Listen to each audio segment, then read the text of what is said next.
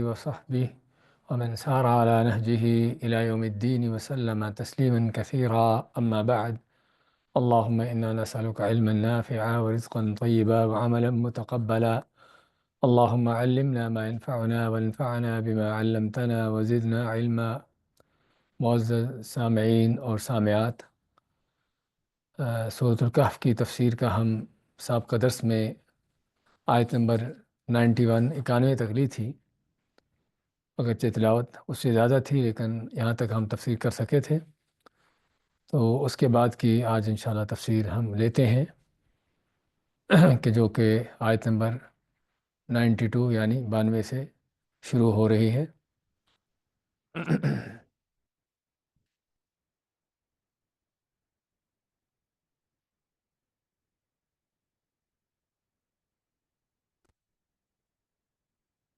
ثم أتبع سببا حتى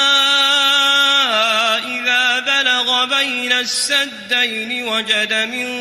دونهما قوما لا يكادون يفقهون قولا قالوا يا ذا القرنين إن يأجوج ومأجوج مفسدون في الأرض فهل نجعل لك خرجا على أن تجعل بيننا وبينهم سدا قال ما مكني فيه ربي خير فأعينوني بقوة أجعل بينكم وبينهم ردما آتوني زبر الحديد حتى إذا ساوى بين الصدفين قال انفخوا حتى إذا جعله نارا قال آتوني أفرغ عليه قطرا فما استطاعوا أن يظهروه وما استطاعوا له نقبا قال هذا رحمة من ربي فإذا جاء وعد ربي جعله دكا وكان وعد ربي حقا وتركنا بعضهم يومئذ يموج في بعض ونفخ في الصور فجمعناهم جمعا وعرضنا جهنم يومئذ للكافرين عرضا الذين كانت أعينهم في غطاء عن ذكري وكانوا لا يستطيعون سمعا. ثم اتبع سببا، ثم پھر اتبع سببا، وہ اپنے سامان اور جو ان کے پاس وسائل تھے ان کو لے کر نکلے اور چلے، یعنی ذوالقرنین، حتیٰ یہاں تک کہ اذا بلغ بین السدین، جب پہنچے وہ دو بڑے پہاڑوں کے درمیان. سد کا معنی ہوتا ہے کہ جو بڑا ڈیم کی شکل میں کوئی ایسی چیز ہو جو روک دینے والی ہو. تو دو بڑے پہاڑوں کے اور دو بڑے بندوں کے درمیان پہنچے. وجد من دونہما قوما، تو ان دونوں کے پاس انہوں نے ایک قوم کو پایا. لا یکادون یفقہون قولا، لا یکادون نہیں تھا قریب کہ یفقہون قولا کہ سمجھ پائیں کوئی بات، یعنی ان کو کوئی زبان سمجھ نہیں آتی تھی. قالوا، کہا انہوں نے، یا ذا القرنین، اے ذوالقرنین، ان یاجوج و ماجوج مفسدون فی الارض، کہ یاجوج اور ماجوج جو ہے وہ زمین میں دنگا فساد مچاتے ہیں. فہل نجعل لک خرجا، کہ ہم تیرے لیے کوئی مال مقرر کریں، علی ان تجعل بیننا و بینہم سدا، کہ تو ہمارے اور ان کے یاجوج ماجوج کے درمیان جو ہے ایک دیوار اور ایک ڈیم اور ایک بند بنا دے. سد کے معنی بند بنا دے. قال ما مکنی فیہ ربی خیر، قال کہا ذوالقرنین نے، ما مکنی فیہ ربی، کہ میرے رب نے مجھے جو تمکین دی ہے، مجھے اقتدار اور جو وسائل دیے ہیں، خیر، وہ بہتر ہے، یعنی اس سے بہتر ہے جو تم مجھے مال دیتے ہو. فاعینونی بقوہ، بس میری مدد کرو افرادی قوت کے ساتھ، یعنی افراد کے ساتھ. اجعل بینکم و بینہم ردما، کہ میں تمہارے اور ان کے یاجوج ماجوج کے درمیان جو ہے ردمن ایک موٹی دیوار بنا دوں. آتونی زبر الحدید، لاؤ میرے پاس زبر الحدید لوہے کے بڑے ٹکڑے، زبر کے جمع ہے زبرہ کی، جس کا معنی وہ کوئی بڑا ٹکڑا ہوتا ہے، تو لوہے کے بڑے بڑے ٹکڑے میرے پاس لاؤ، حتیٰ یہاں تک کہ اذا ساوا، انہیں لوہے کے ٹکڑے دوسرے پر رکھنے شروع کیے، حتیٰ کہ یہاں تک کہ ساوا برابر ہو گئے بین الصدفین، پہاڑوں کی دو چوٹیوں کے برابر، قال انفخوا، تو یہ لوہے کے ٹکڑوں کی جو دیوار بنا دی تھی انہوں نے کہا کہ اس پر جو ہے انفخوا، اس پر آگ پھونکو، یعنی آگ جھونکو خوب، حتیٰ اذا جعلہ نارا، یہاں تک کہ ان لوہے کے ٹکڑوں کو جو ہے ان کو آگ بنا دیا، یعنی آگ کے انگاروں کی طرح سرخ کر دیا۔ قالا، کہا ذوالقرنین نے، آتونی افرغ علیہ قطرا، کہ لاؤ میرے پاس میں اس پر انڈیلوں، انڈیلوں اس پر قطرن، پگھلا ہوا تانبا، اس پر پگھلا ہوا تانبا انڈیل دوں۔ ومستطاعوا ان یظہروہ، پس یاجوج ماجوج نہ ان کو طاقت ہوئی اس پر چڑھنے کی، ومستطاعوا لہ نقبا، اور نہ ہی ان کو استطاعت طاقت ہوئی اس میں نقباً سوراخ کرنے کی۔ قال ھذا رحمۃ من ربی، تو کہا ذوالقرنین نے کہ یہ میرے رب کی رحمت سے ہے۔ فإذا جاء وعد ربی، بس جب میرے رب کا وعدہ آ جائے گا، جعلہ دکا، تو اس کو ٹکڑے ٹکڑے ردا ردا کر دے گا۔ وکان وعد ربی حقا، اور میرے رب کا وعدہ جو ہے وہ یقیناً سچا ہے، ہمیشہ سچا ہے۔ وترکنا بعضهم یومئذ یموج فی بعض، اور ہم چھوڑ دیں گے ان کو اس دن، یموج فی بعض، ایک دوسرے کے اندر موجیں مارتے، یعنی بہت زیادہ، یعنی کہ بہت زیادہ تعداد میں ایک دوسرے کے اندر۔ ونفخ فی الصور، اور پھونک دیا جائے گا سور میں۔ وجمعناہم جمعا، بس ہم ان کو سبھی کو پوری طرح جمع کر لیں گے۔ وعرضنا جہنم، اور ہم پیش کریں گے جہنم کو یوم الدین، اس دن، للکافرین، کافروں پر، عرضاً ان کے سامنے لا کے پیش کرنا، الذین کانت اعینہم فی غطاء عن ذکری، وہ کافر کہ جن کی آنکھیں میرے ذکر سے، میری یاد سے جو ہے پردہ میں تھیں، یعنی میرے ذکر سے اندھی تھیں۔ وکانوا لا یستطیعون سمعا، اور نہ ہی وہ سننے کی طاقت رکھتے تھے، یعنی ان کے کان بھی میرا ذکر اور میرا یعنی کہ دین اور حق سننے سے بہرے تھے۔ سورۃ الکہف کی آیت نمبر 92 یعنی 92 سے 101 تک کی تلاوت اور ترجمہ پیش کیا گیا ہے۔ مَثَلَ ثُمَّ أَتْبَعَ سَبَبًا، پھر ذوالقرنین اپنے سامان و اسباب کو لے کر نکلے اور چلے، اور یہ ان کے تیسرے سفر کا بیان ہوتا ہے صورت میں۔ ویسے تو ان کے سفر بہت زیادہ تھے لیکن قرآن کریم میں یہاں پر ان کے واقعے میں اللہ تعالیٰ جو ان کے تیسرے سفر کا بیان کرتا ہے، اور ہم نے پہلے سابقہ آیات میں پڑھا تھا کہ ان کا پہلا سفر تھا مشرق کی طرف، مغرب کی طرف، حتیٰ کہ زمین کے عین مغرب تک جا پہنچتے ہیں،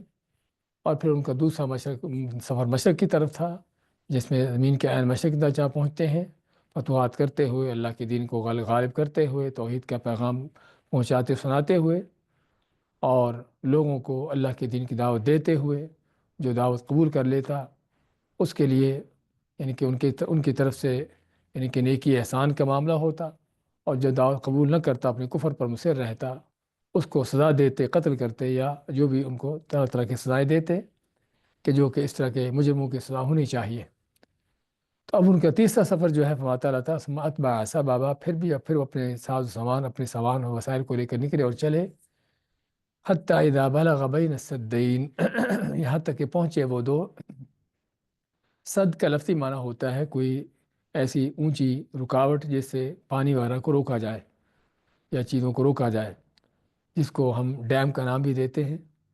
یا بڑی کوئی رکاوٹ، حتیٰ کہ پہنچے دو بڑی رکاوٹوں یعنی دو بڑے پہاڑوں کے درمیان۔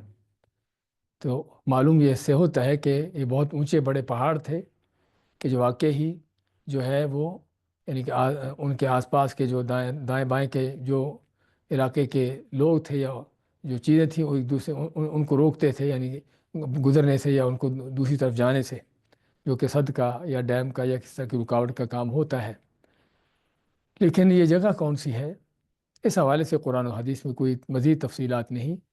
سوائے اس کے جو یہاں پر قرآن کریم میں بیان کیا ہے۔ لیکن اکثر مفسرین کا یہ کہنا ہے کہ یہ ان کا سفر جو تھا شمال کی طرف تھا، یعنی پہلا مغرب کی طرف، دوسرا مشرق کی طرف، اور تیسرا یہ شمال کی طرف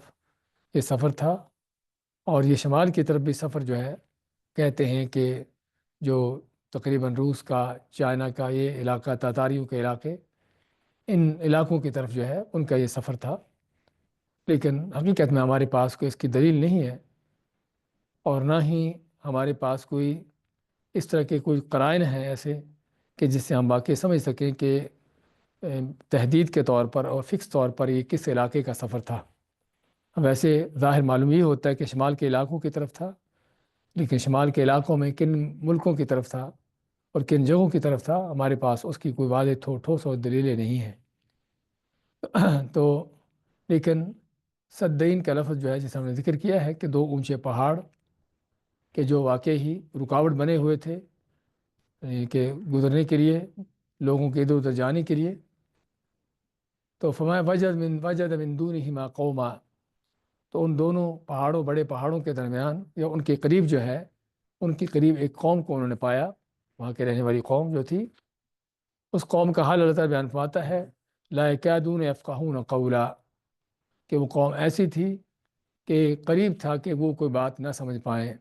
یعنی ایسی وہ،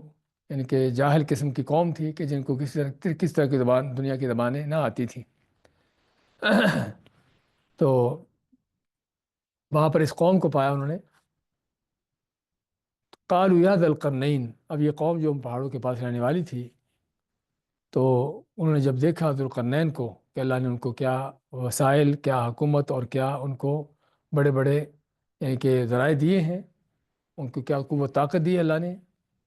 تو انہوں نے پھر ذوالقرنین سے اس بات کی شکایت کی ان یاجوج و ماجوج مفسدون فی الارض،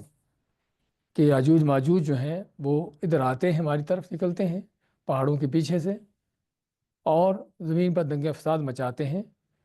فَهَلْ نَجْعَلُ لَكَ خَرْجًا عَلَىٰ أَن تَجْعَلَ بَيْنَنَا وَبَيْنَهُمْ سَدًّا، کہ ہم تیرے لیے کوئی بڑا مال جمع کر دیں، خرچ کے معنی ٹیکس مال جس کو کہتے ہیں، تو تیرے لیے ہم کو بڑا ٹیکس کے انداز سے کہ لوگوں پر کوئی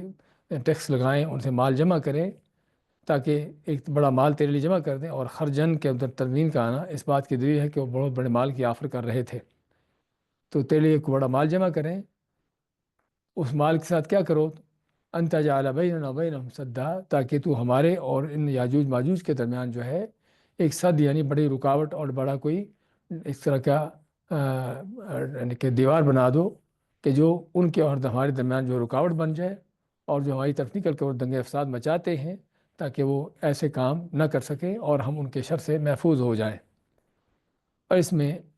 پہلی بات تو یہ یہاں پر پوچھنے والا یہ پوچھے گا، جب اللہ تعالیٰ نے یہ فرمایا ہے کہ وہ کوئی بات سمجھنے کے قریب نہ تھے، تو پھر ذوالقرنین سے ان کی بات اور ذوالقرنین کی ان سے باتیں کیسی ہوئیں؟ اس میں علماء کے مختلف اقوال ہیں۔ یا تو یہ کہ اللہ تعالیٰ نے ذوالقرنین کو، جس طرح کہ سلیمان علیہ السلام کو مختلف طرح کی زبانیں سمجھنے کی صلاحیتیں دی ہوئی تھی، ایسے ہی ذوالقرنین کو بھی دنیا کی مختلف زبانیں بھی ان کو سمجھنے کی یہ صلاحیت، قوت دی تھی۔ یا پھر جو ان کو اللہ نے بڑے وسائل دیے ہیں، جن وسائل کا ذکر ہوتا چلا آ رہا ہے، ان وسائل میں ایک یہ بھی تھا کہ ان کے پاس کوئی ٹرانسلیٹر ہوں، ترجمے کرنے والے لوگ ہوں، جس طرح کہ عام طور پر اس طرح کے بادشاہوں کے پاس اس طرح کے لوگ ہوتے ہیں۔ یعنی یہ معنی نہیں کہ کوئی بھی قوم دنیا میں ایسی ہو کہ جن کی زبان کسی کو سمجھ نہ آتی ہو، لازماً کوئی نہ کوئی اس قوم کے اندر ہی ایسے لوگ ہوتے ہیں جو دوسری زبانیں سمجھتے ہیں، یا دوسری قوموں کے اندر ایسے لوگ ہوتے ہیں جو ان کی زبان سمجھتے ہیں، اور اسی لیے پھر آگے لوگوں کی قوموں کی زبانیں ایک دوسرے تک ان کو ترجمہ کیا جاتا ہے، ان کو ٹرانسلیٹ کیا جاتا ہے اور سمجھ جاتی ہیں۔ تو یہاں پر بھی ہم ظاہر طور پر سمجھ سکتے ہیں کہ اگرچہ وہ یہ بالکل جاہل قسم کے لوگ تھے کہ جو دنیا کی زبانوں سے بالکل ناواقف تھے، لیکن اس لیے ان کو بات سمجھ نہیں آتی تھی، لیکن اس کا معنی یہ نہیں کہ سبھی کی طریقے قوم ایسی تھی کہ ان میں ایک فرد بھی ایسا نہ ہو کہ جو دوسری قوموں کے زبانیں نہ سمجھتا ہو، یا تو قرنین کے پاس بھی کوئی ایسا شخص نہ ہو کہ جو ان کی بات سمجھ نہ سکتا ہو۔ تو اس کے لیے انہوں نے ذوالقرنین سے بات چیت کی، اور بات چیت جو جسے ہم ذکر کیا ہے کہ انہوں نے یاجوج ماجوج کے شر سے بچنے کے لیے ذوالقرنین سے مطالبہ کیا کہ یہ پہاڑ تو پہلے سے بڑے بڑے موجود ہیں، اور ان پہاڑوں کے درمیان ظاہر معلوم یہ ہوتا ہے کہ کوئی درہ تھا کہ جس درے کے ذریعے سے جو ہے یہ یاجوج ماجوج جو ہے دوسری طرف پار کر کے آتے اور آ کے دنگا فساد مچاتے۔ تو اس قوم کا یہ مطالبہ تھا کہ اس درے کو جو ہے پر کر دیا جائے، اس کو بند کر دیا جائے، تاکہ جو ہے یاجوج ماجوج کا داخلہ ہماری طرف بند ہو جائے۔ اور یہ انہوں نے ذوالقرنین سے مطالبہ کیا، اس کے دو وجہ تھی۔ ایک تو جو ان کو دیکھا کہ جو ان کی نیکی، ان کا احسان اور ان کا کہ یہ اچھا کردار اور اخلاق دیکھا کہ واقعی ہی اچھے اخلاق و کردار کا حکمران ہے، جو ہماری اپنی رعایا کی ان کی جو ہے حفاظت کرنے والا ہے، اور اپنی رعایا کے حق میں کام کرنے والوں میں سے ہے۔ تو اس لیے انہوں نے کہا کہ واقعی ہی شخص ایسا ہے کہ جس سے ہم یہ کام کروا سکتے ہیں اور ہمارے یہ کام کر دے گا، کیونکہ عام طور پر جابر ظالم قسم کے بادشاہوں سے لوگ اس طرح کے مطالبے کرتے ہی نہیں، کہ ان کو پتہ ہے کہ وہاں سے کچھ ملے گا ہی نہیں۔ لیکن جہاں سے ان کو امید ہوتی ہے کہ واقعی ہی ایسے حکمران کے جن سے کو خیر کی توقع ہوتی ہے، اور جن سے اپنی رعایا کے حوالے سے ان سے خیر کے کام، نیکی کام ہوتے رہتے ہیں، تو اس لیے انہوں نے ان سے یہ مطالبہ کیا۔ اور دوسرا، جو ہم نے دیکھا کہ یہ کام بہت بڑا ہے، یعنی دونوں پہاڑوں کے درمیان کو بہت بڑا دیوار بنا دینا، بہت بڑی موٹی دیوار بنا دینا کہ جو اس قوم کو، یاجوج ماجوج کو روک سکے دوسری طرف جانے سے، تو ایک بہت بڑا کام تھا۔ اتنے بڑے پروجیکٹ جو ہے، اتنے بڑے کام جو ہے، عموماً عام افراد کا، چند افراد کا کام نہیں ہوتا، ان کے بس کی بات نہیں ہوتی۔ یہ لازماً حکومتوں کے کام ہوتے ہیں، کہ جو جن کے پاس بڑے وسائل ہوتے ہیں، بڑے یعنی کہ مال ہوتے ہیں، تو پھر اپنے ان وسائل سے جو ہے اتنے بڑے بڑے کام کرنے پر قادر ہوتے ہیں۔ تو اس لیے انہوں نے ذوالقرنین سے مطالبہ کیا، جب دیکھا کہ واقعی ان کے پاس جو ہے وہ اللہ نے ان کو بڑے بڑے کیا وسائل دے رکھے ہیں۔ تو فرماتے ہیں کہ ہم آپ کے لیے مال جمع کرتے ہیں تاکہ آپ ہمارے اور ان کے درمیان ایک بڑی دیوار بنا دو، بڑا رکاوٹ بنا دو۔ تو آگے سے ذوالقرنین فرماتے ہیں، قال، فرمایا انہوں نے، ما مکنی فیہ ربی خیر، ما مکنی فیہ، کہ جس چیز میں میرے رب نے مجھے تمکین دی ہے۔ تمکین دینے کا معنی کہ مجھے جو اللہ نے مجھے وسائل دیے ہیں، اقتدار، حکومت دی ہے، طاقت قوتیں مجھے عطا کی ہیں، خیرٌ، بہت بہتر ہے۔ یعنی تمہارے اس مال سے، جو تم مال مجھے دینا چاہتے ہو، تمہارے اس مال سے اللہ نے مجھے جو یعنی کہ حکومت، سلطنت اور اقتدار اور وسائل دے رکھے ہیں، وہ تمہارے اس مال سے زیادہ بہتر ہیں۔ یعنی ان کے کہنے کا مقصد کہ مجھے تمہارے اس مال کی ضرورت نہیں ہے کہ تم میرے لیے مال جمع کرو۔ اور خرجن کا لفظ جو یہاں پر ہم پڑھ رہے ہیں، یہ معلوم یہ ہوتا ہے کہ قوم کے پاس، ظاہری بات ہے اتنا بڑا مال کسی ایک آدمی کے پاس تو نہیں ہوگا، ان کو یہ مال پوری قوم سے، ہر فرد سے جمع کرنا تھا، تو جس میں ظاہر یہ معلوم ہوتا ہے کہ قوم غریب فقیر ہے۔ اس لیے ذوالقرنین نے ایک تو یہ دیکھا کہ ان کے پاس خود اللہ نے ان کو جو مال و دولت دیے ہوئے ہیں، تو ان کو کسی اور کے مال و دولت کی ضرورت نہیں، اور دوسرا دیکھا کہ قوم کی حالت بھی ایسی نہیں کہ ان سے کس طرح کے مال لیے جائیں، ان پر کس طرح کے ٹیکس عائد کیے جائیں۔ اور یہی حقیقت میں اللہ کے نیک بندوں کا حال ہوتا ہے کہ نیک دل اور رحم دل اور خدا ترس قسم کے جو حکمران ہوتے ہیں، وہ اپنی قوموں پر ٹیکس لگا کے ان کے خون نہیں چوستے، ان پر ظلم نہیں ڈھاتے، جس طرح کے آج کے ڈاکوؤں کو دیکھا جاتا ہے، مختلف طرح کے جو ان کے کام ہیں۔ اس انداز سے ان کے کیا وارے نیارے ہیں، ان کے کیا جو ہے معیش و عشرت ہے، اور قوم جو بیچارے جن کو کھانے کو لقمہ نہیں ملتا، وہ ایک ایک لقمے پر ٹیکس دینے پر ان کو مجبور کیا جاتا ہے۔ تو اس طرح کے ظالم اور اس طرح کے خونخوار حکمران اور لیڈروں کی بجائے جو اللہ کے نیک بندے ہوتے ہیں، ان کا یہ حال جو یہاں پر ہم قرآن کریم میں پڑھ رہے ہیں۔ اور صرف ان کا نہیں، بلکہ اسلامی تاریخ پڑھنے والا دیکھتا ہے، چاہے وہ خلفائے راشدین ہوں، ان کے بعد جو ہے وہ مسلمان حکمران ہوں، کہ جن کا ہمیشہ سے ان کی تاریخ جو ہے وہ یہ بتاتی ہے کہ وہ لوگوں پر، قوموں پر خرچ کرتے تھے، نہ کہ قوموں کے خون چوستے تھے، جو ہمیں آج نظر آتا ہے۔ اور یہ سارا نظام جو آج کا ہمیں نظر آتا ہے، سارا کفر کا دیا ہوا نظام، جمہوریت کے وہ باطل نظام، کہ جن کے پیچھے اصل مقصد یہ ہوتا ہے کہ قوموں کے اس انداز سے گرایا جائے، لوگوں کو مالی طور پر اس طریقے سے تہی دامن کر دیا جائے، اور لوگوں کو اس انداز سے فقر و فاقے پر مجبور کر دیا جائے کہ ان کے پاس سوائے لقمے کے اور کسی بات کی سوچ ہو ہی نہ۔ تو یہ بھی ایک ان کفر کے نظاموں کا ایک بہت بڑا ان کی پلان ہے، ان کا ایک پروگرام ہے کہ عوام الناس کو، لوگوں کو اس انداز سے گرانا، اس انداز سے ان کو فقیر غریب بنا دینا کہ صرف ان کو اپنے کھانے کی فکر ہو، لقمے کی فکر ہو، اس سے بڑھ کر ان کو کسی بات کی فکر ہو ہی نہ کہ ملک میں کیا ہوتا ہے، قومیں حکومتیں کیا کر رہی ہیں اور کیا ہونا چاہیے۔ تو یہ بھی ایک بہت بڑا، حقیقت میں بہت بڑی سازش ہے انسانیت کے خلاف، نہ کہ ہم کہیں گے اسلام کے خلاف، کہ جب قوموں کو، لوگوں کو اس حالت پر مجبور کر دیا جائے کہ ان کے پاس سوائے ان کے پیٹ بھرنے کے، سوائے ان کے لقمے کے ان کے اور پاس اور کس بات کی سوچ فکر نہ رہے۔ لیکن ہم یہاں پر دیکھتے ہیں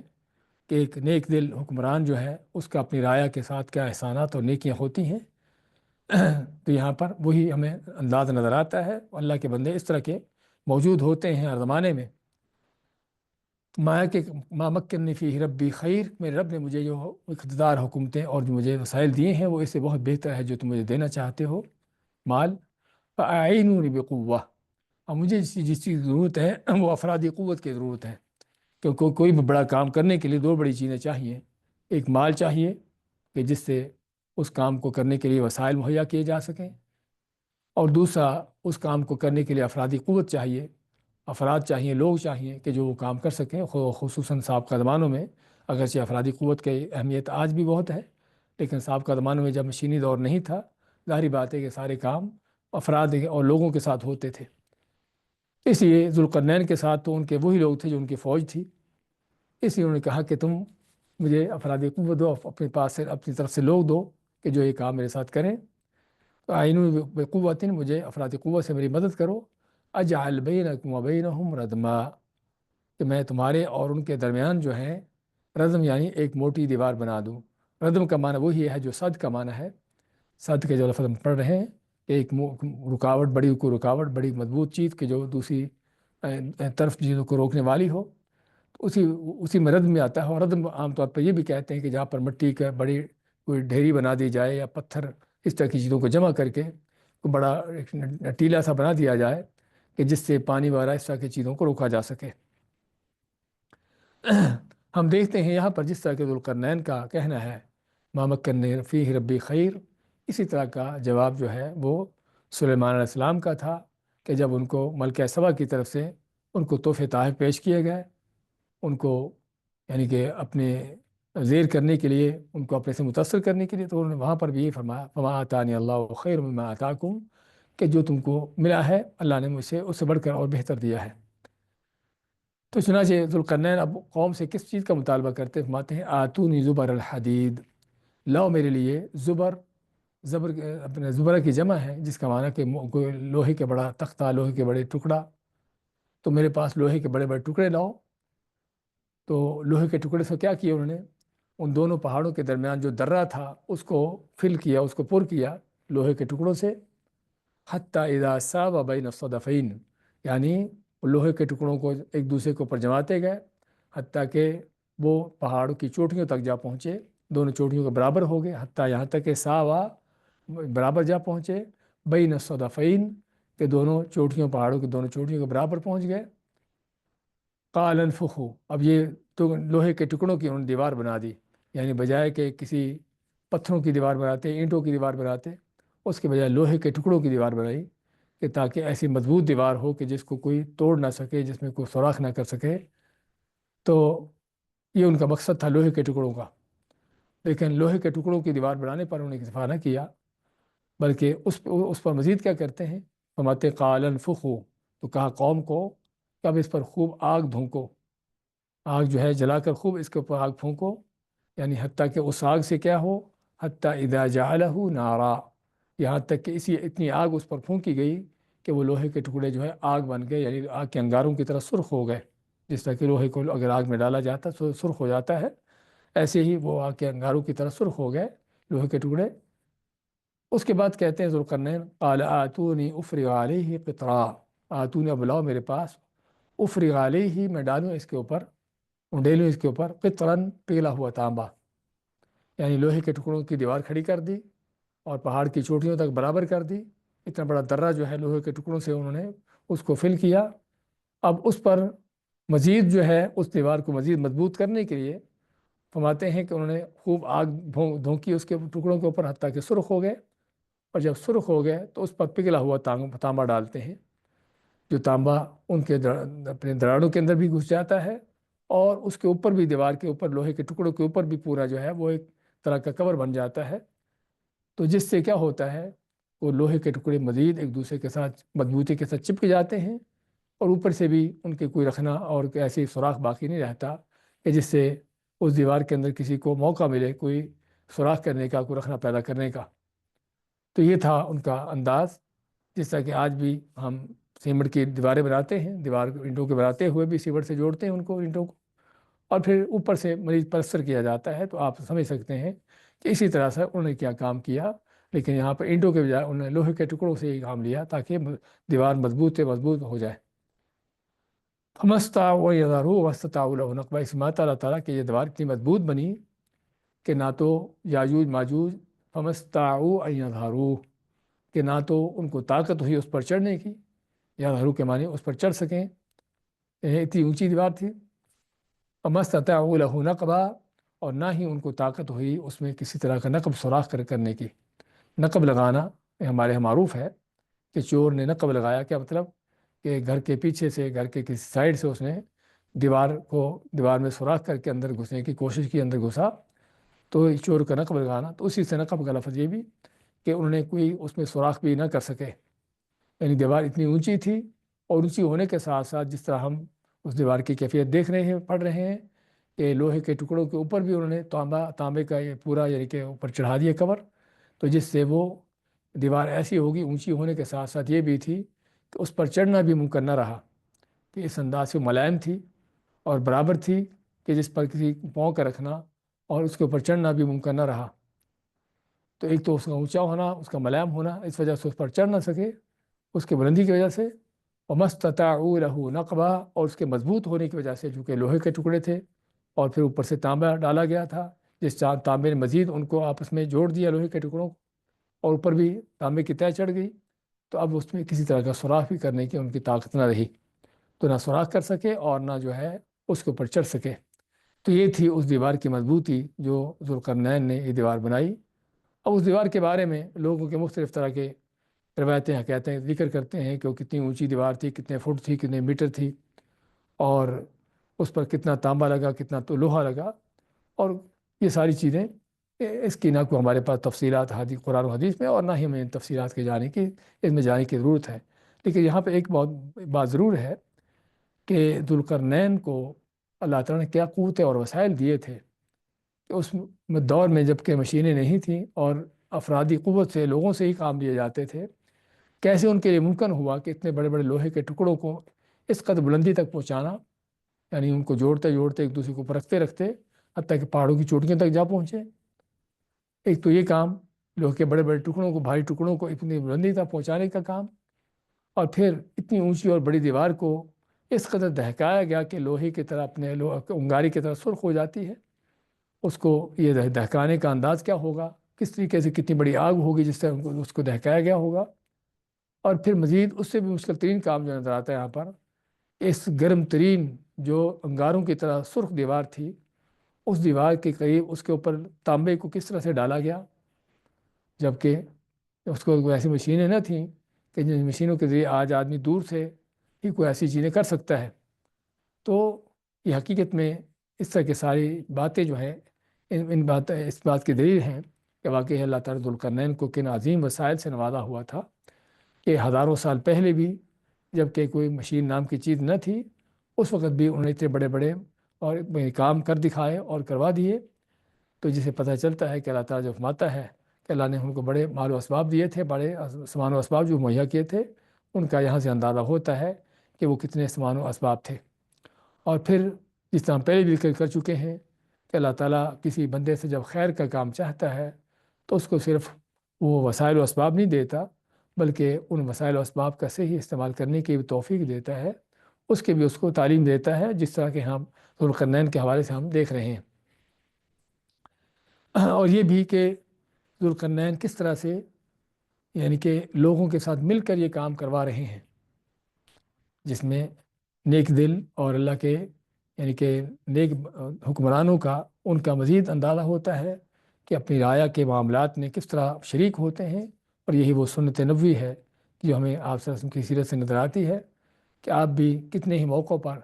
صحابہ کے ساتھ مل کر کام کر رہے ہوتے، مسجد نبی کی تعمیر کرتے ہوئے پتھر اٹھا رہے ہیں صحابہ کے ساتھ مل کر، خندق کھودتے ہوئے صحابہ کے ساتھ مل کر خندق کھود رہے ہیں، اور اس طرح ایک نہیں دسیوں آپ کی سیرت کے واقعات ہمیں اس بات کی دلیل لیتے ہیں کہ جہانوں کے امام، نبیوں کے سردار رسول کریم صلی اللہ علیہ وسلم بھی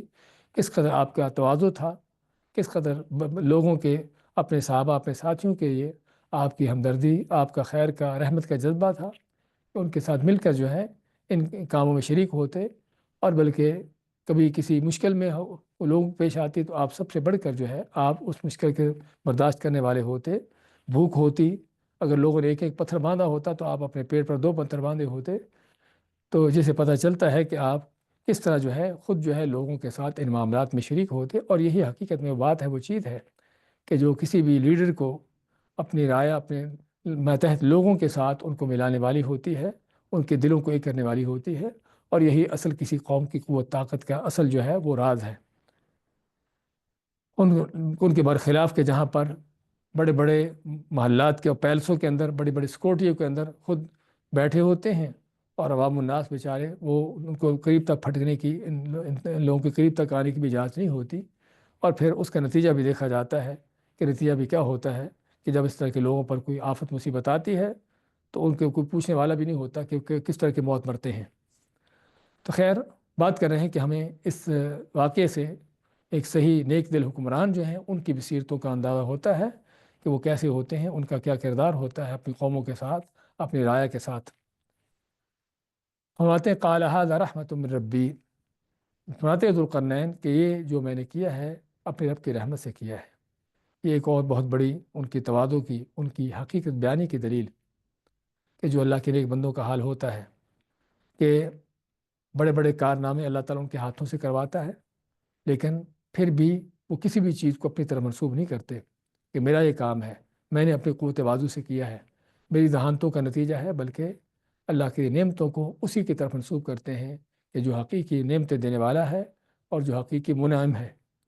اور یہی ہر انسان کا فرض ہے کہ اللہ تعالیٰ کی نعمت کو اس کی طرف منسوب کرے، کیونکہ انسان کتنا بڑا بھی کارنامہ کیوں نہ کر دکھائے، وہ کارنامہ اس کا نہیں بلکہ اللہ تعالیٰ کی طرف سے ہے،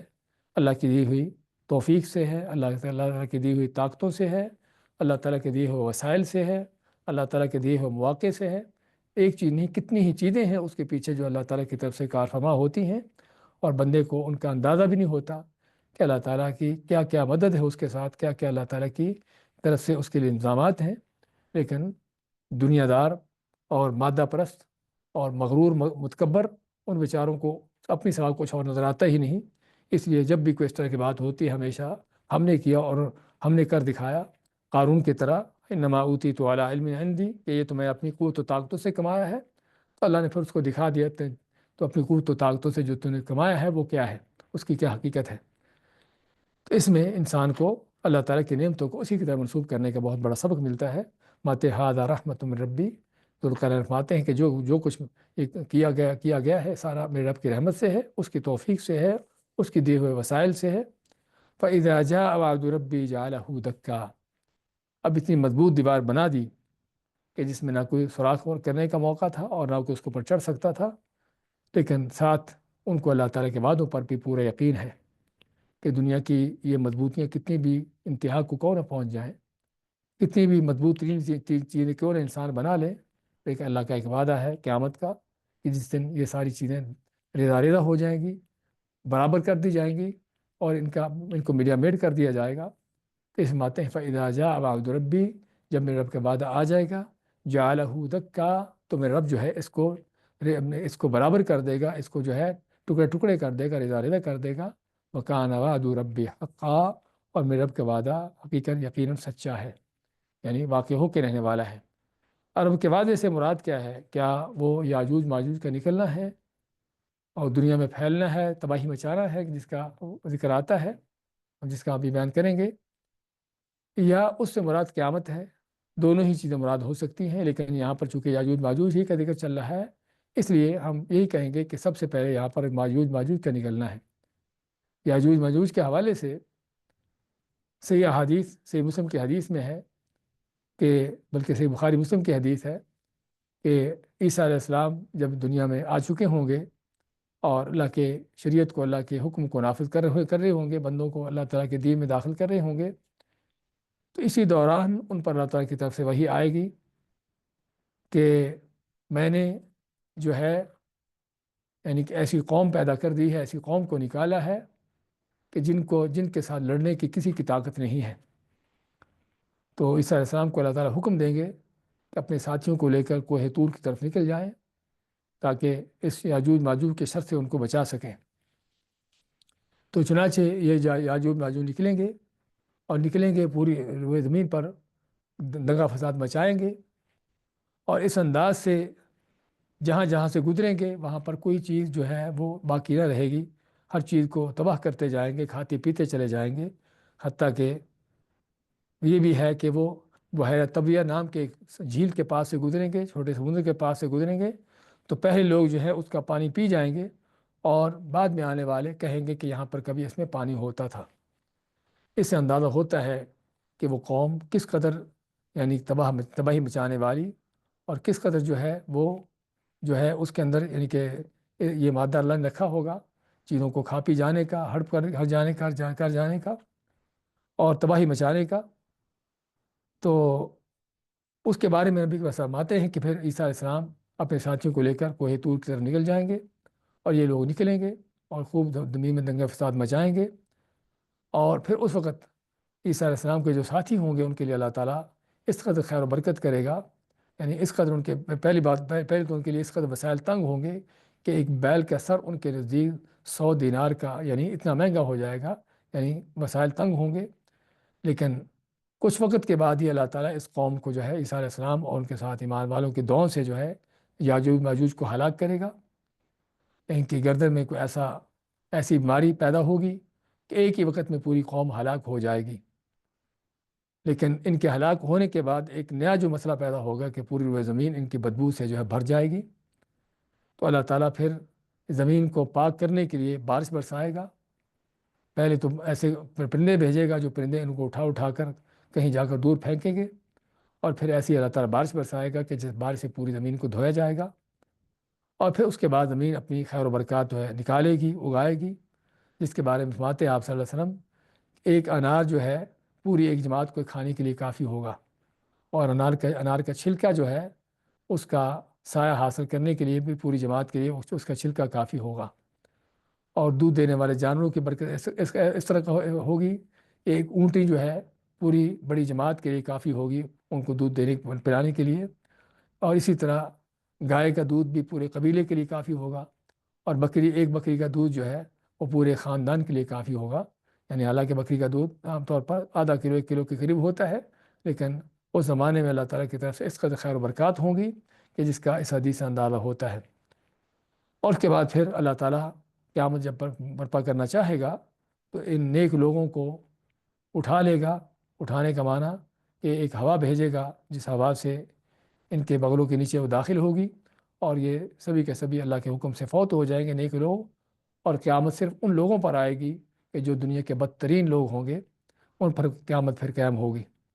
تو یہ ہے یاجوج ماجوج کے حوالے سے جو ان کی حقیقت ہمیں اس حدیث سے معلوم ہوتی ہے۔ اس سے معلوم ہوا کہ یاجوج ماجوج کا نکلنا جو ہے ان کا دیوار کو توڑ کر نکلنا وہ کب ہوگا؟ وہ عیسیٰ علیہ السلام کے نزول کے بعد، جب عیسیٰ علیہ السلام نازل ہو چکے ہوں گے، اس کے بعد یہ یاجوج ماجوج جو ہے نکلے گی۔ اور یہ حدیث جو ہے ان یعنی کہ واہیات قسم کی باتوں کا رد کرتی ہے کہ جو بعض لوگ کہتے ہیں کہ تاتاری جو ہے یہ یاجوج ماجوج تھے، اور بعض چینیوں کو اپنی کس کو یاجوج ماجوج بنائے پھرتے ہیں، اور یہ کہ وہ آ چکے ہیں، ظاہر ہو چکے ہیں، ان کی جو دیوار تھی ذوالقرنین کے بنائے ہوئے وہ بھی ختم ہو چکی، ٹوٹ چکی ہے، اس کا کوئی نام و نشان نہیں، کوئی وجود نہیں۔ اس طرح کی واہیات باتیں جو قرآن و سنت کے سراسر خلاف ہیں، کیونکہ اس آیت سے بھی ظاہر ہے کہ ذوالقرنین کیا فرماتے ہیں، فَإِذَا جَاءَ وَعْدُ رَبِّي جَعَلَهُ دَكًّا، کہ جب میرے رب کا وعدہ آئے گا تو اس وقت یہ دیوار ٹوٹے گی۔ اس کا مطلب کہ وہ قیامت سے پہلے ہے، اور یاجوج ماجوج کا نکلنا قیامت سے پہلے ہے، نہ کہ وہ ہو چکی ہیں صدیوں پہلے واقعات۔ اور تتاریوں کو، اس طرح کے لوگوں کو جو ہے یاجوج ماجوج بنا کر جو ہے ان پر اس طرح کی آیتیں فٹ کر دینا، یہ سارے سر جہالت کے انداز ہیں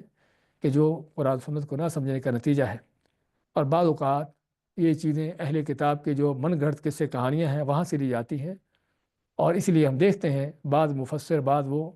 یعنی کہ تفسیریں کرنے والے اس طرح کی باتیں وہاں سے لا کر فٹ کرنے کی کوشش کرتے ہیں، اور نہیں دیکھتے کہ اللہ تعالیٰ کا فرمان کیا ہے اور قرآن کریم ہمیں کیا حقائق بیان کرتا ہے۔ اسی طرح مزید اس کی تائید ہوتی ہے نبی اکرم صلی اللہ علیہ وسلم کے اس حدیث سے کہ جس میں آپ زینب بنت جحش کی حدیث ہے صحیح بخاری کی کہ آپ ایک دن سوئے ہوئے اٹھتے ہیں تو آپ کا چہرہ سرخ تھا اور آپ فرماتے ہیں لا الہ الا اللہ، کلمہ پڑھتے ہیں یہ، اور ساتھ ماتے ہیں ویل للعرب من شر قد اقترب، کہ عربوں کی ہلاکت اس شر سے جو ان کے قریب آج پہنچ چکا۔ پھر ماتے ہیں آپ فتح الیوم من ردم یاجوج ماجوج مثل هذه وعقد سفیان 90 او 100۔ تو فرماتے ہیں کہ آپ نے دونوں انگلیوں کا حلقہ بناتے اس طرح کہا کہ میں نے دیکھا کہ یاجوج ماجوج جو ہے اب اس دیوار کا اتنا سوراخ کر چکے ہیں، اتنا سوراخ کرنے کا معنی کہ اس دیوار کو وہ گرانا شروع کر چکے ہیں، اور وہ گرے گی، اور جب گرے گی تو پھر یاجوج ماجوج زمین پر پھیلیں گے اور پھیل کر یہ تباہی مچائیں گے جس کا ہم نے ذکر کیا ہے۔ اور تو اس پر زینب بنت جحش صاحب سے پوچھتی ہیں انہلک وفینا الصالحون، کیا نبی صلی اللہ علیہ وسلم ہم ہلاک ہو سکتے ہیں جب کہ ہمارے اندر نیک لوگ بھی ہوں؟ آپ ماتے نام اذا کثر الخبث، ہاں جب بدکاری بے حیائی عام ہو جاتی ہے تو پھر اللہ تعالیٰ کی طرف سے اس طرح کی ہلاکتیں پڑتی ہیں اور تمام کے تمام ہلاک ہوتے ہیں۔ اسی طرح ایک دوسری حدیث ہے جس میں مزید اس کی تفصیل آتی ہے، اگرچہ اس حدیث کے اندر علماء کے نزدیک کمزوری ہے۔ اب حسین ابو ہریرہ کی حدیث ہے، آپ سے روایت کرتے ہیں کہ یاجوج ماجوج جو ہے وہ ہر روز اس دیوار کو کھودتے ہیں، اس دیوار کو کھودتے ہیں اور کعب الاحبار کی روایت کے مطابق اس دیوار کو چاٹتے ہیں، اور یعنی ہر روز صبح سے شام تک وہ کھودتے رہتے ہیں، حتیٰ کہ جو ہے دوسری طرف ان کو سورج کی شعائیں نظر آنا شروع ہو جاتی ہیں، یعنی اس میں سوراخ کر لیتے ہیں۔ تو جب سوراخ کر لیتے ہیں تو کہتے ہیں کہ اب ٹھیک ہے، یہاں پر جو ہم نے کر دیا، اب باقی دیوار کو کل آ کے توڑیں گے۔ لیکن کل جب آتے ہیں تو دیوار پہلے کی طرح سے سلامت ہو چکی ہوتی ہے، پھر اس کو توڑنا شروع کرتے ہیں، اور پھر ان کا ہر روز اسی طرح سے معاملہ چلتا ہے کہ شام تک جتنی توڑتے ہیں اس کو کہتے ہیں کل آ کر مکمل کریں گے، لیکن کل آنے تک پھر سے دیوار وہ پہلے جیسی ہو چکی ہوتی ہے۔ آخر میں جب اللہ نے اس دیوار کے توڑنے کا مقدر کیا ہوگا تو وہ شام تک جو توڑی ہوگی اس پر کہیں گے کہ ہم انشاءاللہ کل آ کر، انشاءاللہ کہہ کر کہیں گے کل آ کر اس کو مکمل کریں گے۔ تو کل جب آئیں گے تو دیوار اسی طرح ہوگی جہاں تک توڑی تھی انہوں نے، وہ ٹوٹی ہوگی، تو پھر آگے اس کو مزید توڑیں گے اور دیوار کو گرا کر پھر زمین میں پھیلیں گے اور دنگا فساد مچائیں گے۔ تو یہ اس حدیث سے معلوم کیا ہوتا ہے؟ اس سے معلوم ہوتا ہے کہ واقعی یاجوج ماجوج جو ہے اس دیوار کو توڑ رہی ہے، اور وہ دیوار موجود ہے اور ان کا یہ کام مسلسل جاری ہے، اور یہ ایک دن ہوگا کہ دیوار توڑیں گے اور زمین پر پھیلیں گے، اور جو آپ صلی اللہ علیہ وسلم کی پہلی حدیث ہم نے ذکر کی ہے اس کے مطابق زمین پر پھیل کر جو ہے دنگا فساد مچائیں گے۔ تو اس سے معلوم ہوا کہ یہ قرب قیامت کے معاملات ہیں، نہ کہ پہلے ہو چکے ہیں۔ لیکن اس سے پہلے یہ معلوم کرنے کی ضرورت ہے کہ یاجوج ماجوج ہے کون، یاجوج ماجوج کون ہے؟ اس کے بارے میں بھی ہم دیکھتے ہیں بعض مفسرین نے عجیب و غریب قصے کہانیاں ذکر کیے ہیں۔ کسی نے ان کو اور کوئی انسانوں کے علاوہ کوئی اور مخلوق ان کو قرار دینے کی کوشش کی ہے، اور ان کی شکل صورتیں بھی اس طرح کی بیان کی ہیں کہ جو عقل سے بالا تر ہیں، کہ ان کے کان اتنے بڑے بڑے ہیں کہ ایک کان کے اوپر سوتے ہیں، دوسرا کان جو ہے ان کے اوپر اپنے آپ کو ڈھانکتے ہیں، اور شکل صورتیں اس طرح کی۔ تو کہنے کا مطلب یہ کہ یہ بھی ساری من گھڑت باتیں ہیں۔ یاجوج ماجوج جو ہے وہ بنی آدم سے ہیں۔ اس کی دلیل کیا ہے کہ قیامت کے دن اللہ تعالیٰ آدم علیہ السلام سے فرمائے گا، یقول اللہ ابن آدم، اے آدم لبیک و سعدیک، آدم آگے سے لبیک کہیں گے تو اللہ تعالیٰ فرمائے گا اخرج بعثک بعث النار، اخرج بعث النار، اپنی اولاد سے جو ہے جہنم کا ایندھن نکال۔ آدم علیہ السلام کو پائیں گے کہ اپنی اولاد سے جہنم کا ایندھن نکال۔ تو آدم پوچھیں گے وما بعث النار، کہ جہنم کا ایندھن کتنا ہے، کتنے لوگ ہوں گے؟ تو قال من کل 1999، آپ آتے ہیں کہ اللہ تعالیٰ کہ آدم علیہ السلام کو کہ ہر 1000 میں سے 999، ہر 1000 میں سے 999 یہ جہنم کو جانے والے، یہ بعث النار آگ کا ایندھن ہے، اور باقی ایک جو ہے وہ جنت کو جانے والا۔ تو آپ آتے ہیں کہ جب یہ آدم علیہ السلام کو حکم ہوگا تو یہ وہ وقت ہے کہ جس کے بارے میں اللہ تعالیٰ فرماتا ہے کہ جس میں بچے بھی بوڑھے ہو جائیں گے، اور جس کے بارے میں اللہ تعالیٰ فرماتا ہے وَتَضَعُ كُلُّ ذَاتِ حَمْلٍ حَمْلَهَا وَتَرَى النَّاسَ سُكَارَىٰ وَمَا هُمْ بِسُكَارَىٰ وَلَٰكِنَّ عَذَابَ اللَّهِ شَدِيدٌ، کہ ہر حاملہ چیز اپنے حمل کو گرا دے گی، اور لوگ تم کو مدہوش اور نشے میں نظر آئیں گے، وہ نشے میں نہیں ہوں گے بلکہ اللہ کا شدید عذاب ان کے سامنے ہوگا، کہ جب اللہ تعالیٰ یہ حکم دے گا کہ انسانوں میں سے 999 جہنم کو جائیں اور صرف ایک جنت کو جانے والا۔ تو صحابہ کرام کو بھی یہ سن کر بہت اس بات کی فکر لاحق ہوئی، اور فرماتے ہیں کہ ایونا ذاک الرجل، اللہ کے نبی صاحب سے پھر ایک وہ کون آدمی ہوگا ہم میں سے جو جنت کو جائے گا؟ تو آپ ماتے ہیں ابشروا فإن من یاجوج و ماجوج الف ومنکم رجل، کہ خوش ہو جاؤ کہ یاجوج ماجوج میں سے ہزار ہوگا اور تم میں سے ایک ہوگا۔ اور دوسری روایت میں آتا ہے کہ تمہارے ساتھ دو قومیں ایسی ہیں کہ جہاں بھی وہ دو قومیں ہوں گی وہیں پر وہ زیادہ ہوں گی، اور وہ یاجوج اور ماجوج ہے۔ تو یہ ہے یاجوج ماجوج کی اصلیت، کہ وہ انسان ہیں، آدم کی اولاد میں سے ہیں، وہ کسی اور نسل سے یا کسی اور چیز سے نہیں ہے، اور نہ ہی ان کی کوئی اور حقیقت ہے اس حدیث کے علاوہ۔ تو اس میں بھی ہمیں اپنے تصورات کو تصحیح کرنے کی ضرورت ہے۔ اگر کوئی غلط تصورات ہوں یاجوج ماجوج کے علاوہ حوالے سے کہ وہ کیا ہے، تو وہ انسانوں میں سے ہیں، آدم کی اولاد میں سے ہیں، بلکہ علماء فرماتے ہیں کہ آدم علیہ السلام، نوح علیہ السلام کے تین بیٹے جن سے آگے پوری نسل انسانی چلتی ہے، وہ حام، سام اور یافث۔ حام، سام اور یافث۔ حام وہ ہیں کہ جو افریقہ کے لوگ ہیں، اور سام جو تقریباً یورپ عرب کے لوگ، یعنی کہ ایشیا کے لوگ تقریباً، اور مڈل ایسٹ کے لوگ تقریباً، یہ کہہ لیجیے کہ سام ہے۔ اور اس کے بعد یافث جو ہیں وہ شرق ایشیا کے، جس طرح کہ جاپان، چائنا اور روس اور اس ممالک کے یہ ہیں جو یافث ہیں۔ تو اسی یافث کی نسل سے ہی یہ یاجوج ماجوج بھی ہیں، یافث کی نسل سے ہی، کیونکہ بعض حدیثوں میں ان کے مزید ان کے بارے میں آتا ہے کہ ان کے ناک چپٹے ہوں گے، آنکھیں ان کی چھوٹی ہوں گی، جس طرح کہ عام طور پر چینی وغیرہ کی شکلیں ہوتی ہیں۔ لیکن یہ ہم نہیں کہہ سکتے یہ چینی ہے، کیونکہ وہ قوم کہاں پر ہے، اتنی بڑی قوم اس وقت کہاں ہے، اور کہاں اللہ نے اس کو رکھا ہوا ہے، چھپایا ہوا ہے، کیونکہ حدیث سے ظاہر یہی ہوتا ہے کہ وہ لوگ نکلیں گے اور نکل کر زمین میں دنگے فساد مچائیں گے، اور اس نکلنے سے پہلے وہ اس جگہ پر مخفی ہوں گے، چھپے ہوں گے، اور لوگ ان کے شر سے محفوظ ہوں گے۔ اب اس سے ظاہر یہ ہوتا ہے کہ وہ قوم کہیں پر موجود ہے، اور اللہ تعالیٰ ان کو نکالے گا قیامت سے پہلے، اور زمین پر دنگے فساد وہ لوگ مچائیں گے۔ لیکن ابھی وہ لوگ کہاں پر ہیں، کون ہیں، کس حالت میں ہیں، ان کا ہمیں اس طرح کا کوئی علم نہیں، اور نہ ہی ہم اپنی طرف سے کوئی تکے چلا کے ان کے بارے میں کوئی اندازہ لگا سکتے ہیں، اور نہ ہی لگانے کی ضرورت ہے، کیونکہ یہ وہ چیز ہے کہ جس کے ہم مکلف نہیں ہیں کہ ہم یاجوج ماجوج کی حقیقتوں کو معلوم کریں کہ وہ کون ہیں، اور زمین پر موجود ہیں کہ نہیں ہیں، اور اگر ہیں تو کہاں پر ہیں اور کس کیفیت میں ہیں۔ ہم ان چیزوں کے نام مکلف ہیں شرعی طور پر ہی، اور نہ قیامت کے دن ہمیں اس کے بارے میں ہم سے کوئی سوال ہونے والا ہے۔ تو ایسی چیزوں کے پیچھے پڑنا وہ حقیقت میں اپنے ٹائم ضائع کرنا اور بیوقوفی کے کام ہوتے ہیں۔ اسی طرح یہ ذوالقرنین نے یہ دیوار جو بنائی ہے، جس کا اللہ نے یہاں ذکر کیا ہے، اور اتنی مضبوط دیوار ہے، اب یقینی طور پر وہ دیوار موجود ہے، کیونکہ ذوالقرنین کے کہنے کے مطابق بھی یہ قیامت سے پہلے ختم ہوگی، اور آپ صلی اللہ علیہ وسلم کی جس طرح ہم نے حدیث بیان کی ہے اس میں بھی اسی بات کا بیان ہے کہ وہ قیامت سے پہلے جو ہے وہ ختم ہوگی۔ حتیٰ اذا فتح یاجوج ماجوج وهم من کل حدب ینسلون، اللہ یاجوج ماجوج کے حوالے سے بیان کرتا ہے کہ حتیٰ کہ یاجوج ماجوج کا کھولا جائے گا، اور وہ ہر اونچی جگہ سے نیچے دوڑتے چلے آ رہے ہوں گے۔ واقترب الوعد الحق، اور اللہ تعالیٰ کا حق وعدہ جو ہے قیامت کا وعدہ وہ قریب آ چکا ہوگا۔ تو اس سے معلوم ہوا کہ یاجوج ماجوج کا نکلنا عین قیامت کے وقت ہے، قیامت سے پہلے، قیامت کے بلکہ آخری نشانیوں میں سے، بڑی نشانیوں میں سے، تو یہ اس میں سے ہے۔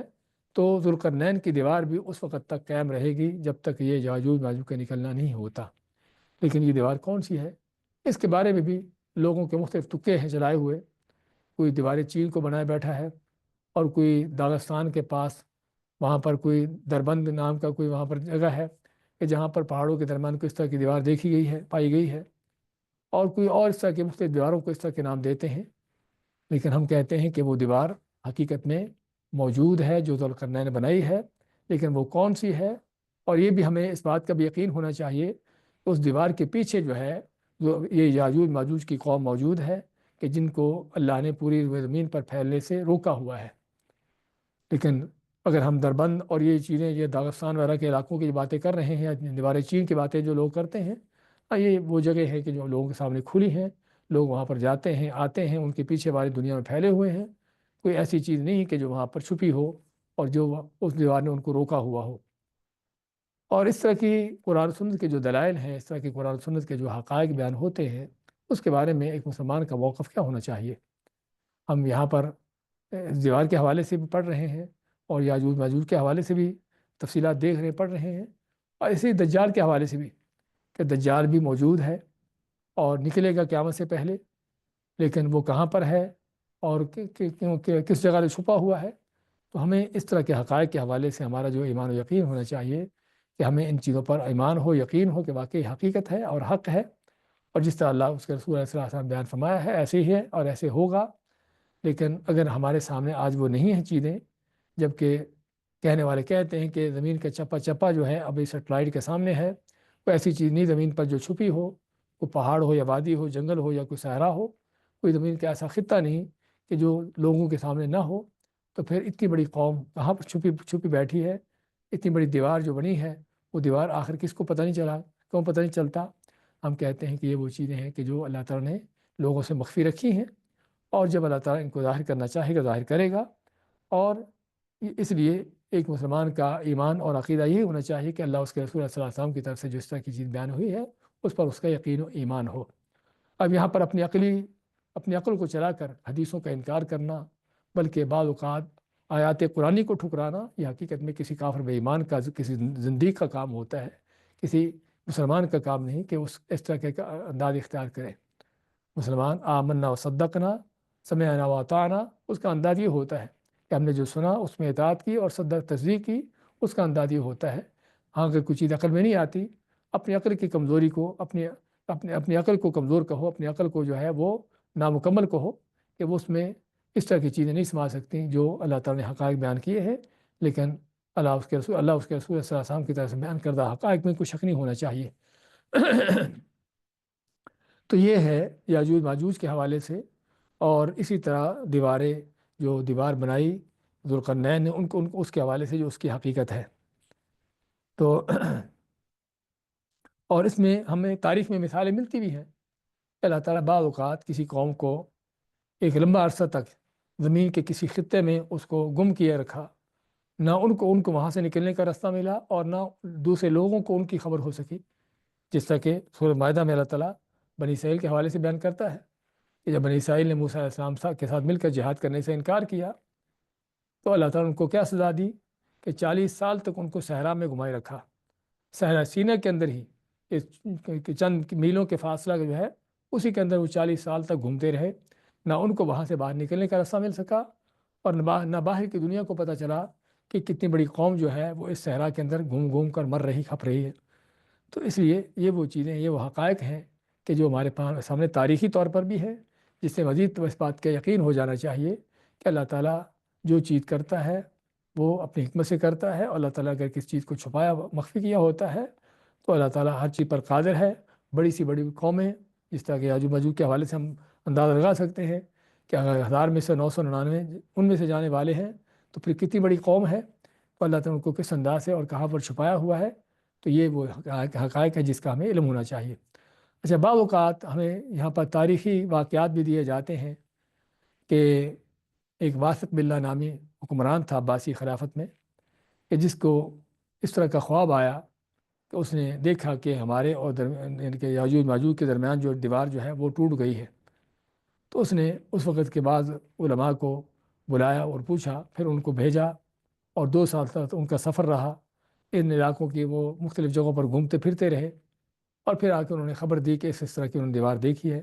تو حقیقت میں یہ قصہ بھی سراسر جھوٹا ہے، اس کی کوئی حقیقت نہیں ہے۔ تو تو نتیجہ یہ ہوا کہ اس بارے میں جو حقائق ذکر کیے جاتے ہیں، اس بارے میں جو تاریخی روایتیں یا اس طرح کی باتیں کی جاتی ہیں، وہ قرآن و سنت کے دلائل کے ان کے سراسر خلاف ہے، اور اصل یہ ہے کہ جو بھی چیز قرآن و سنت کے خلاف ہے وہ جھوٹ ہے، وہ غلط ہے۔ اہل کتاب کی باتوں کے بارے میں بھی ہم پہلے ذکر کر چکے ہیں، اسرائیلی روایات کے بارے میں بھی، کہ ہم ان سے وہی چیز لے سکتے ہیں جو قرآن و سنت کے مطابق ہو، ان کے مخالف نہ ہو، اور اگر کوئی ایسی چیز ان سے ملتی ہے جو قرآن و سنت کے خلاف ہو تو وہ جھوٹی ہے، اور قرآن و سنت جو ہے وہ سچ ہے اور حق ہے۔ یہ ہے جو ہمیں، جس پر ہمارا ایمان و یقین ہونا چاہیے۔ تو فرماتے ہیں ذوالقرنین فَإِذَا جَاءَ وَعْدُ رَبِّ جَعَلَهُ دَكًّا، کہ جب میرے رب کا وعدہ آئے گا تو اللہ تعالیٰ رب جو ہے اس کو ٹکڑے ٹکڑے کر دے گا، اس کو برابر کر دے گا زمین میں، اور جو ہے ختم ہو جائے گی۔ وَتَرَكْنَا بَعْضَهُمْ يَوْمَئِذٍ يَمُوجُ فِي بَعْضٍ وَنُفِخَ فِي الصُّورِ فَجَمَعْنَاهُمْ جَمْعًا۔ وَتَرَكْنَا بَعْضَهُمْ يَوْمَئِذٍ يَمُوجُ فِي بَعْضٍ، اور ہم چھوڑ دیں گے اس دن ان کو ایک دوسرے کے اندر موجے مارتے ہوئے۔ موجے مارنے کا معنی کیا ہوتا ہے؟ کہ جب کوئی چیز بہت زیادہ کثرت کے ساتھ ہو، جس طرح کہ بہت زیادہ رش کے وقت لوگوں کو دیکھا جاتا ہے کہ ایک دوسرے کے اندر گھسے ہوتے ہیں، اور جیسے ایک دوسرے کے اندر موجے مار رہا ہو سمندر کی طرح، تو انسانی سمندر ہوتا ہے وہ۔ ایسے ہی اللہ فرماتا ہے کہ یہ اس قدر کثرت سے نکلیں گے یاجوج ماجوج، کہ جس طرح سمندر ہو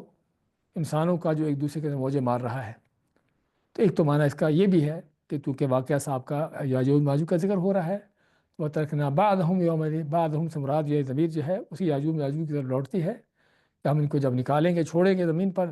تو اس انداز سے کثرت سے نکلیں گے کہ جیسے کوئی انسانی سمندر ہوتا ہے، اور اس قدر کثرت سے ہوں گے جس طرح ایک دوسرے کے اندر موجے مار رہے ہوں۔ تو یہاں پر یاجوج ماجوج بھی مراد ہو سکتی ہے، ان کا نکلنا اور ان کا کثرت سے ہونا، اور اس سے مراد جو ہے تمام لوگ بھی ہو سکتے ہیں کہ جو روز قیامت محشر کے میدان کی طرف اکٹھے ہو رہے ہوں، تو وہ یہ بھی مراد ہو سکتا ہے، کیونکہ بعد کے جملے قرآن کو قیامت کے حوالے سے ہیں، اور پہلے جملے جو ہیں وہ یاجوج ماجوج کے حوالے سے ہیں۔ تو اس لحاظ سے اس طرح کے سیاق و سباق میں ایسی چیز کو سابقہ جملوں کے ساتھ بھی منسلک کیا جا سکتا ہے، اور آنے والے موضوع کے ساتھ بھی اس کو ملایا جا سکتا ہے۔ میں وترکنا بعضهم یومئذ یموج فی بعض، اور ہم چھوڑیں گے لوگوں کو، اگر ہم بعد میں آنے والی آیتوں کے لحاظ سے اس کا ترجمہ کرتے ہیں تو ہم چھوڑیں گے لوگوں کو اس دن ایک دوسرے موجے مارتے ہوئے، یعنی کثرت سے لوگوں کا اکٹھے ہونا محشر کے میدان میں۔ اسے ماء ونفخ فی الصور، اور پھونک دیا جائے گا سور میں۔ اگر یاجوج ماجوج کے حوالے سے صاحب کا جملہ لیا جائے تو اس سے معلوم ہوتا ہے کہ عین قیامت کی آخری نشانیوں میں سے یاجوج ماجوج کا نکلنا بھی ہے، کہ جس کے بعد سور پھونکا جائے گا۔ اور اگر جو ہے لوگوں کے قیامت کے دن کا حال بیان جو ہو رہا ہے اس حوالے سے، تو اس میں بھی سور کا پھونکا جانا تو اس کے واضح ہے، لیکن یہ سور کا پھونکا جانا کون سا ہے؟ فَجَمَعْنَاهُمْ جَمْعًا، کہ جس سور کے پھونکا جانے کے بعد لوگوں کو جمع کیا جائے گا، اکٹھا کیا جائے گا۔ اور سور کے حوالے سے اگر بات آئی ہے، پہلے شاید ذکر ہو چکا ہے کہ سور جو ہے 2 دفعہ پھونکا جائے گا۔ ایک سور وہ کہ جس سور کے پھونکا جانے سے جو ہے ہر چیز ختم ہو جائے گی، تباہ ہو جائے گی، قیامت برپا ہوگی، اور پوری کائنات برباد ہو جائے گی، تباہ ہو جائے گی۔ اور اس کے بعد ایک عرصہ کے بعد حدیث میں 40 کا ذکر آتا ہے، لیکن روایت کرنے والے صحابی اس چیز کو بھول گئے کہ آپ نے 40 دن کہا، 40 سال کہا، 40 مہینے کیا کہا۔ اس 40 کے بعد جو ہے پھر دوسرا سور پھونکا جائے گا، تو جس سے ہر انسان زندہ ہو کر اللہ تعالیٰ کے ہاں، اللہ کے دربار میں محشر کے میدان میں جمع ہوگا۔ تو یہاں پر دوسرے سور کی بات ہو رہی ہے، وَنُفِخَ فِي الصُّورِ، اور سور میں پھونکا گیا۔ سور کیا چیز ہے؟ سور کے بارے میں نبی صلی اللہ علیہ وسلم کا فرمان ہے، جس طرح کہ ابو داؤد کی صحیح حدیث ہے، الصور قرن ينفخ فيه، کہ سور جو ہے وہ ایک سینگ ہے جس میں پھونکا جائے گا۔ جس طرح جانور کا سینگ ہوتا ہے، ایسے ہی سینگ نما چیز ہے سور، جس میں اسرافیل پھونکے گئے تو قیامت قائم ہوگی، اور پھر دوبارہ پھونکے گئے تو لوگ اپنی قبروں سے نکل کر محشر کے میدان میں جمع ہوں گے۔ تو فرمایا ونفخ فی الصور، سور کو پھونکا جائے گا سور میں، فجمعنا جمعا، اور ہم لوگوں کو خوب سبھی کو جمع کر لیں گے۔ اور جمع کا لفظ دوبارہ آنا، اس میں تاکید ہے کہ کوئی چھوٹے گا نہیں، کوئی بچے گا نہیں، کوئی بھاگے گا نہیں، بلکہ سبھی کے سبھی اللہ کی بارگاہ میں جمع ہو جائیں گے، کسی کو وہاں سے فرار ہونے کا کوئی رستہ نہ ہوگا۔ وعرضنا جہنم یومئذ للکافرین عرضا، اور جب سبھی لوگ محشر کے میدان میں جمع کر لیے جائیں گے، اور محشر کے میدان میں جمع ہونے کی کیفیتیں بھی بات اسی آیات میں واضح کی گئی ہیں، کہ جس طرح انسان ماں کے پیٹ سے پیدا ہوتا ہے ننگے بدن، ننگے جسم، اور بالکل بے خطرہ کیے ہوئے، ایسے ہی قبر سے بھی نکلے گا خالی ہاتھ ننگے جسم کے ساتھ۔ اور فرمایا وعرضنا جہنم، اور ہم اپنے عرضنا جہنم، پیش کریں گے جہنم کو، یوم دن، اس دن، للکافرین، کافروں کے سامنے، اردن، خوب پیش کرنا، یعنی سامنے لا کر پیش کرنا۔ تو ہم جمع کے اندر بھی سبھی جمع ہو جائیں گے، کوئی چھوٹے گا نہیں، اور پھر سبھی کافروں کے سامنے جہنم کو اس طرح سامنے لا کر پیش کرنا۔ اردن کے دوسرا لفظ جو آتا ہے کہ سامنے لا کر، تاکید کے انداز سے، کہ صرف دور سے دیکھنے کو نہیں ہوگی بلکہ ان کے سامنے لے آ جائے گی۔ اور حدیث میں آتا ہے، نبی فرماتے ہیں کہ جہنم کو قیامت کے دن 70,000 زنجیروں سے، اور ہر زنجیر کے ساتھ 70,000 فرشتہ ہوگا، وہ اس کو کھینچ کر جہنم کو کھینچ کر محشر کے میدان کے سامنے لائیں گے، حتیٰ کہ جہنم جب دیکھے گی کافروں کو تو اس کے بارے میں علامات ہے، اذا رأتهم من بعید سمعوا لها تغیظا وزفیرا، کہ جب جہنم کو دور سے دیکھیں، جہنم کافروں کو دور سے دیکھے گی تو جہنم کی خوب چیخ و پکار ہوگی، اس کے خوب جو ہے آوازیں ہوں گی۔ اسی طرح دوسری آیت میں وَإِذَا أُلْقُوا فِيهَا سَمِعُوا لَهَا شَهِيقًا وَهِيَ تَفُورُ، سورۃ الملک میں اللہ تعالیٰ کا فرمان کہ جب وہ جہنمی اس پر ڈالے جائیں گے تو جہنم کی اس کی جو ہے وہ آوازیں سنے گے خوفناک قسم کی، شمی الحا شہیقاً، اس کی شہیق، اور شہیق جو ہے وہ گدے کی آواز ہوتی ہے، جب گدھا ہینکنے کے بعد آخر میں آواز کو کھینچتا ہے، تو یہ آواز جہنمیوں کی ہوگی۔ تکاد تمیز من الغیظ، تو اس قدر جہنم جو ہے تنگ چنگاڑ رہی ہوگی، غصے میں ہوگی کہ قریب ہے کہ پھٹ جائے غصے میں۔ تو یہ جہنم کا حال بیان ہوا تو ہوتا ہے کہ ان کے سامنے جہنم کو، کافروں کے سامنے جہنم کو پیش کیا جائے گا، یا کافروں کو جہنم پر پیش کیا جائے گا، اور پیش کرنے کا معنی کہ ان کو عذاب دیا جائے گا صبح و شام اور دن رات۔ الذین کانت اعینہم فی غطاء عن ذکری، ان کافروں کا جرم کیا ہے جن کے سامنے جہنم کو اس انداز سے پیش کیا جائے گا؟ یہ انہوں نے کفر کیوں کیا تھا؟ انسانوں کے کفر کرنے کی وجہ کیا ہوتی ہے؟ اللہ نے اس کی دو بڑی وجہ بیان کی ہیں۔ الذین کانت اعینہم فی غطاء عن ذکری، اللہ نے انسان کو علم حاصل کرنے کے لیے، حقائق کو سمجھنے جاننے کے لیے تین چیزیں دی ہیں، ایک آنکھیں ہیں، دوسرے کان ہیں، اور تیسرا دل ہے۔ آنکھوں سے دیکھتا ہے، حقیقت کو جانتا ہے، کانوں سے اس کی حقیقت کو سنتا سمجھتا ہے، اور دل سے وہ اس کو جج کرتا ہے، اس کو سمجھتا ہے کہ وہ چیز کیا ہے، اس کی تصدیق کرتا ہے۔ لیکن یہاں پر اللہ نے دو چیزوں کا ذکر کیا کہ دو چیزوں کو معطل کیا ہوا تھا۔ کافر کو کفر کی، کسی گمراہ کی گمراہی کی، کسی بے ایمان فاجر فاسق کی اس کی بے ایمانی کی گمراہی کی وجہ کیا ہے؟ تو اس نے ان اللہ تعالیٰ کی نعمتوں کو معطل کیا ہوتا ہے کہ جو انسان کو حقیقت بتانے والی، حقیقت جس سے واضح ہونے والی ہوتی ہے، اور خصوصاً کان اور آنکھیں۔ میں الذین کانت اعینہم فی غطاء عن ذکری، کہ جن کی آنکھیں جو ہیں ہمارے ذکر سے، ہماری یاد سے، ہمارے دین سے غفلت میں تھیں، اس سے جو ہے پردے میں تھیں۔ ویسے تو غطاء کا معنی پردہ ہوتا ہے، تو ڈھکی ہوئی تھیں۔ مقصد جو ہے ان کی آنکھیں حق کو دیکھنے کے لیے تیار نہ تھیں، ان کی آنکھیں حق تک پہنچتی نہیں تھیں۔ کوئی چیز دیکھ کر اس کو حقیقت میں جاننا، اسے اللہ تعالیٰ کی معرفت حاصل کرنا، ان کو اس بات کی توفیق تھی ہی نہیں۔ وَكَانُوا لَا يَسْتَطِيعُونَ السَّمْعَ، اور دوسری بڑی جو وسیلہ ہے انسان کو علم حقیقت دینے کا، وہ کان ہے، جس نے سنتا ہے۔ تو اس طرح یہ سن بھی نہیں سکتے تھے۔ سن نہ سکنے کا معنی کہ کانوں سے بہرے تھے، ان کو سنائی نہیں دیتا تھا، اور کسی کا کانوں سے بہر ہونا اس کا جرم نہیں ہے، وہ اللہ تعالیٰ کی طرف سے ہے۔ لیکن یہاں پر وہ کان ہے کہ جو سنتے ہیں لیکن حق بات ان کو سنائی نہیں دیتی، جیسا کہ دوسری آیت میں اللہ نے اس بات کا وعدہ کیا ہے کہ ان کے کان تو ہیں سننے والے، لیکن آنکھیں تو ہے دیکھنے والی، لیکن دل اندھا ہے کہ جس سے انسان کو سمجھ نہیں آتی۔ اس میں کانوا یستطیعون السمع، بات یہ نہیں کہ کان نہیں، کان تو ان کے ہیں، بڑے تیز کان ہوں گے، لیکن ان کانوں سے جب حق بات سننا گوارا نہیں ہوتی تو ایسے ہے جیسے وہ کانوں کو سن سکتے ہی نہ ہو۔ اور اسی قیامت کے دن کہیں گے لوگ، وقالوا لو كنا نسمع او نعقل ما كنا في اصحاب السعیر، کہ اگر واقعی ہم سننے والے ہوتے، عقل کرنے والے ہوتے تو آج ہم جہنمیوں سے ان کے اندر نہ ہوتے۔ اور دوسری آیت میں کلا سیکفرون بعبادتہم ویکونون علیہم ضدا، اس طرح کی آیات جس میں کہ اللہ تعالیٰ نے جہنمیوں کے ان حقیقتوں کو بیان کیا ہے کہ وہ کانوں سے کام نہیں لیتے، آنکھوں سے کام نہیں لیتے، اپنے دل دماغ کو استعمال نہیں کرتے حق کو جاننے کے لیے، جس وجہ سے جو ہے وہ اصل ان کی گمراہی یہاں سے ہے۔ تو یہ ہے اصل انسان کی گمراہی کا سبب کہ الذین کانت اعینہم فی غطاء عن ذکری، کہ جن کی آنکھیں میرے ذکر سے، میری یاد سے اور میرے بارے میں پردے میں تھیں، وکانوا لا یستطیعون السمع، اور نہ ہی وہ کچھ سننے کی طاقت رکھتے تھے۔ دوبارہ دیکھیے آج کی آیتوں کو، یہ جن آیتوں کے اندر آج ہم نے ذوالقرنین کے تیسرے سفر کا بیان کیا، اور وہ سفر جس میں ان کا دیوار بنانا اس قوم کے لیے کہ جن پر یاجوج ماجوج دنگا فساد کرتی تھی ان پر نکل کر، اور دیوار کو بنانے کی تفصیلات ہم نے دیکھی کہ کس انداز سے اللہ تعالیٰ نے ان کو کیا قوت طاقت دی، کیا وسائل دیے تھے کہ وہ اتنی مضبوط اور بڑی دیوار بنا سکے۔ اور پھر اس پر بھی اللہ کا ان کا شکر ادا کرنا کہ ان کا اپنا کوئی کارنامہ نہیں، بلکہ صرف محض اللہ تعالیٰ کی توفیق ہے، اسی کی مہربانی، اس کی رحمت ہے۔ اور اس کے ساتھ ساتھ ہم نے یاجوج ماجوج کے حوالے سے ان کے حقائق کو بیان کیا کہ قوم کیا ہے، اور اس کا ظہور کب ہوگا، اور اس کے کیا معاملات ہوں گے۔ تو فرماتے اللہ سماعت با سببا، پھر انہوں نے پیروی کی، پیچھا کیا اپنے مال اسباب کا جو ان کو اللہ نے دیے تھے، ان کے لا کے لے کر چلے، حتیٰ اذا بلغ بین السدین، یہاں تک کہ جب وہ دو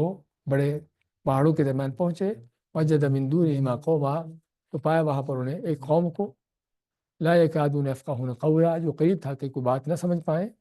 قالوا یا ذا القرنین، کہا انہوں نے کہ اے قرنین،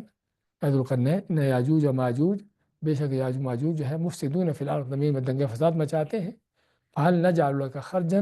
کہ ہم تیرے لیے مال جمع کریں، الا ان تجعل بیننا وبینہم سدا، کہ تو ہمارے اور ان کے درمیان کو بند بنا دے، بڑی کوئی رکاوٹ بنا دے۔ قال ما مکنی فیہ ربی خیر، میرے رب نے جو مجھے تمکین دی ہے، مجھے وسائل دیے ہیں، بہتر ہیں۔ فاعینونی بقوہ، بس میری مدد کرو وہ طاقت کے ساتھ، یعنی افرادی قوت کے ساتھ۔ اجعل بینکم وبینہم ردما، تو میں تمہارے اور اس یاجوج ماجوج کے درمیان جو ہے ایک بڑی دیوار بنا دیتا ہوں، موٹی دیوار بنا دیتا ہوں۔ آتونی زبر الحدید، لاؤ میرے پاس لوہے کے بڑے بڑے ٹکڑے۔ حتیٰ اذا ساوى بین الصدفین، ان لوہے کے ٹکڑوں کو رکھتے گئے حتیٰ کہ دو پہاڑ کی چوٹیوں کے برابر پہنچ گئے۔ قال انفخوا، تو کہا قوم کو کہ اس میں خوب آگ جو ہے پھونکو۔